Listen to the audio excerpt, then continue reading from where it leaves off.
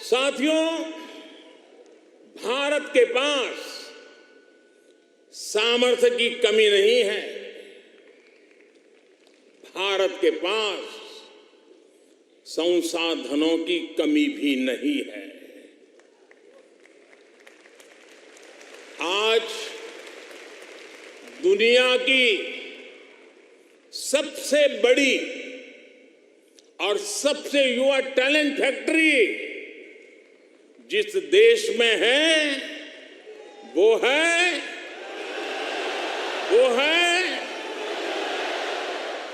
सही जवाब दे रहे हैं आप, वो है इंडिया।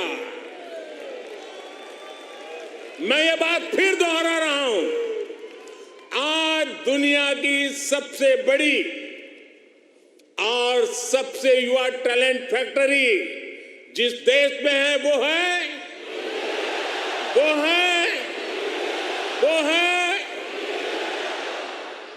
और अब मैं आपके सामने ऐसे ही कुछ फैक्ट रखूंगा और आपसे सही उत्तर जानना चाहूंगा। ठीक है? रेडी? कोरोना की इस ग्लोबल पैंडेमिक में जिस देश ने दुनिया का सबसे तेज वैक्सीनेशन प्रोग्राम चलाया वो देश है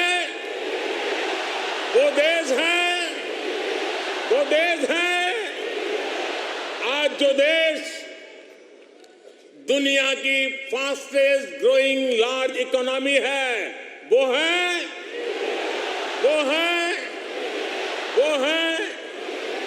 आज जो देश दुनिया में नंबर 1 स्मार्टफोन डेटा कंज्यूमर है वो देश है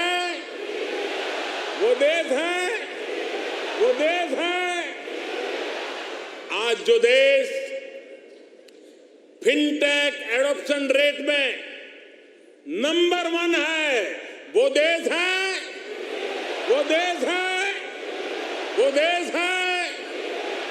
आज जो देश मिल्क प्रोडक्शन के मामले में दुनिया में नंबर 1 है वो देश है आज जो देश इंटरनेट यूजर्स की संख्या में दुनिया में नंबर 2 पर है वो है आज जो देश दुनिया का सेकंड लार्जेस्ट मोबाइल मैन्युफैक्चरर है वो देश है आज जो देश rice, wheat, sugar cane production के मामले में दुनिया में नंबर 2 पर है वो है आज जो देश फ्रूट और वेजिटेबल प्रोडक्शन में दुनिया में नंबर 2 पर है वो है आज जिस देश में दुनिया का तीसरा सबसे बड़ा स्टार्टअप इकोसिस्टम है वो है दुनिया का तीसरा सबसे बड़ा ऑटोमोबाइल मार्केट जिस देश में है वो देश है दुनिया का तीसरा सबसे बड़ा सिविल एविएशन मार्केट जिस देश में है वो देश है और अब जो देश अगले 25 साल में विकसित होने के लक्ष्य के साथ आगे बढ़ रहा है वो देश है साथियों, आज IMF भारत को ग्लोबल इकोनॉमी का ब्राइट स्पॉट मानता है। वर्ल्ड बैंक का विश्वास है कि ग्लोबल हेडविंड्स को अगर कोई चुनौती दे रहा है तो वो भारत है। आज दुनिया के कई देशों में बैंकिंग सिस्टम पर संकट है, लेकिन दूसरी तरफ भारत के बैंकों की मजबूती की आज चारों तरफ प्रशंसा हो रही है। दुनिया में 100 साल में आए सबसे बड़े संकट के बीच भारत ने बीते वर्ष रिकॉर्ड एक्सपोर्ट किया है। आज हमारा फॉरेक्स रिजर्व नई बुलंदियां छू रहा है। फ्रेंड्स,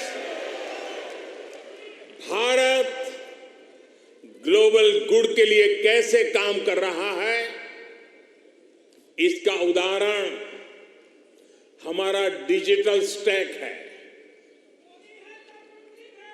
आप सभी भारत के फिनटेक रिवॉल्यूशन से भली भांति परिचित है। आपको याद होगा, जब मैं 2014 में यहां आया था, तब मैंने आपसे एक सपना साझा किया था। मेरा वो सपना था कि भारत में गरीब से गरीब का अपना बैंक खाता हो।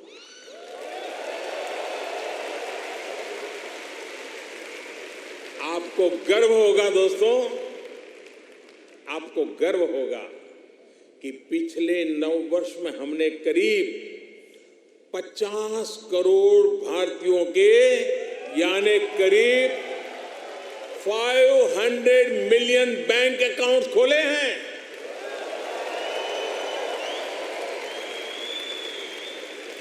और सिर्फ बैंक अकाउंट खोलना ही हमारी सफलता, हम वहां अटकते नहीं है। इसने भारत में पब्लिक सर्विस डिलीवरी के पूरे इकोसिस्टम को ट्रांसफॉर्म कर दिया। हमने Jan Dhan bank account, mobile phone और आधार आईडी की एक जैम ट्रिनिटी, JAM ट्रिनिटी बनाई है। आप सोचिए, इसे एक क्लिक पर करोड़ों करोड़ों देशवासियों तक डायरेक्ट बेनिफिट ट्रांसफर DBT संभव हुआ है। और आपको और खुशी होगी, बीते 9 वर्षों में यह आंकड़ा भी आपको बहुत आनंद देगा। बीते 9 वर्षों में 28 लाख करोड़ रुपए यानी 500 बिलियन ऑस्ट्रेलियन डॉलर से भी ज्यादा सीधे जरूरतमंदों के बैंक अकाउंट में भेजे गए हैं।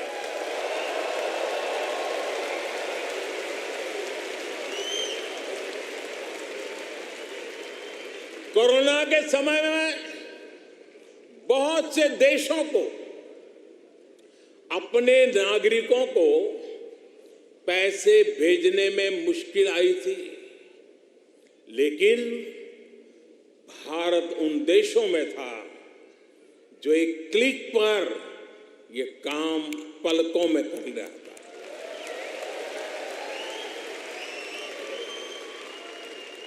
यूनिवर्सल पब्लिक इंटरफेस यानी यूपीआई ने भारत में फाइनेंशियल इंक्लूजन को नई ऊंचाई पर पहुंचा दिया है।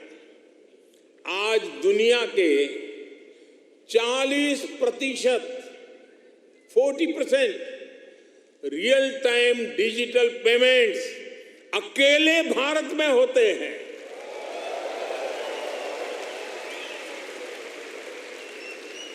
आप अभी भारत आए होंगे तो देखा होगा, आज फल सब्जी या पानी पूरी के ठेले हो या फिर चाय की दुकान, सब जगह डिजिटल ट्रांजैक्शन हो रहा है। साथियों, भारत का ये डिजिटल रिवॉल्यूशन सिर्फ फिनटेक तक सीमित नहीं है। भारत आधुनिक व्यवस्थाएं बना रहा है, लोगों की ईज ऑफ लिविंग बढ़ा रहा है। इसका एक उदाहरण भारत का डिजी लॉकर है। इसमें ड्राइविंग लाइसेंस से लेकर डिग्री और प्रॉपर्टी के पेपर्स तक जो भी सरकार इश्यू करती है वो इस डिजिटल लॉकर में जनरेट होते हैं।